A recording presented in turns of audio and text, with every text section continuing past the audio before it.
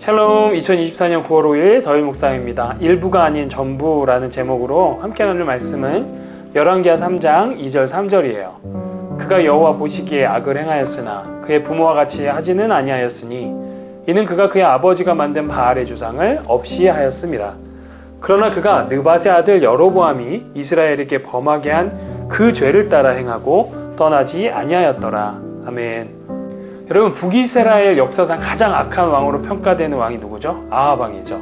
아합 왕이 그 뒤를 이어서요, 아들 아하시아가 왕위를 이어받았는데요, 1년 남짓되어서 병으로 죽게 됩니다.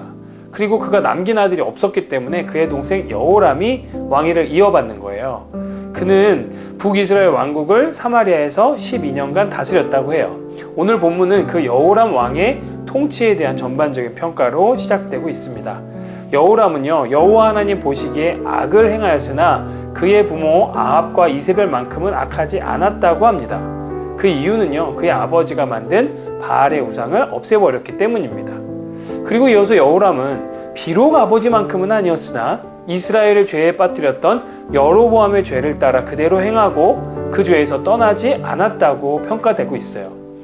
여로보암이라는 왕이요, 북이스라엘의 초대 왕이었는데요, 그는 겸손해야 했습니다. 그러나 그도 결국 하나님을 무시한 거예요. 그래서 베델과 단에 금송아지를 설치하고 백성들로 하여금 그것을 예배하라고 하였어요. 또한 제사장을 레인이 아닌 일반인으로 자기 마음대로 임명하고 심지어는 여호와의 절기의 날짜도 제멋대로 바꾼 죄를 지었습니다. 이 중에서도 특히 금송아지 숭배를 고집한 것은요, 북이스라엘 왕국의 백성들이 하나님께 예배드리기 위해 남유다의 예루살렘 성전을 가는 것을 막기 위함이었어요. 백성들의 마음을 남유다의 왕에게 빼앗기기 싫었기 때문에 두려워서, 불안해서 자신의 정권과 힘을 유지하기 위해서 하나님께서 싫어하시는 그런 짓만 계속해서 행한 겁니다. 여호람이 바로 이 금송아지 숭배를 끊어내지 못했다는 거예요. 비록 아버지 아합이 만든 바알의 우상들을 없앴다고는 하지만 여전히 우상 숭배를 행하고 있었기에 아버지와 다를 바 없는 멸망의 사람이었던 것이죠. 악을 행한 모습이 부모와 다른 것이지 악한 것은 매 한 가지라는 것이 오늘 본문의 말씀의 뜻입니다.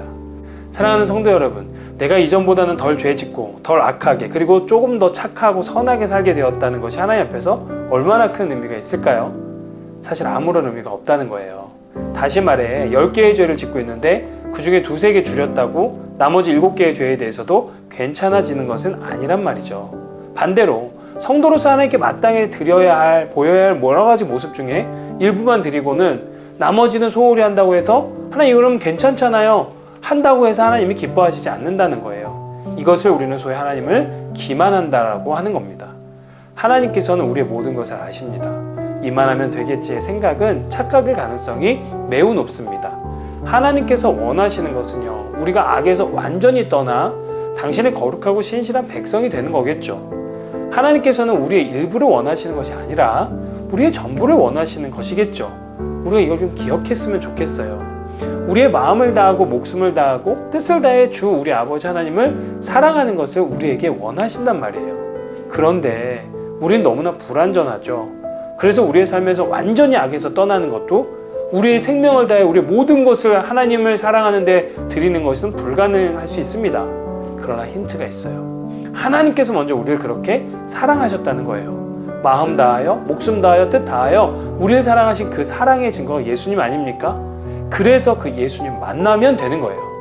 주를 만나면 의롭게 된다 합니다. 죄 없다 칭함을 받게 됩니다. 삶이 변하고 하나님을 예배하는 자가 되는 거예요. 내가 붙잡고 있고 하나님을 섬겨하는 그 예배의 자리에 다른 금송아지 같은 모든 우상들 다 버리게 되고요, 온전히 주님의 손을 붙잡게 되는 거예요. 주님을 만나면 말이죠. 우리 율법으로 접근하지 맙시다. 한결같은 주의 사랑으로 접근해 보는 겁니다. 일부가 아닌 전부를 주신 주님께 우리도 이제 그 사랑의 힘을 근거하여 의지하여 우리의 일부가 아닌 전부를 드리게 되길 소망합니다.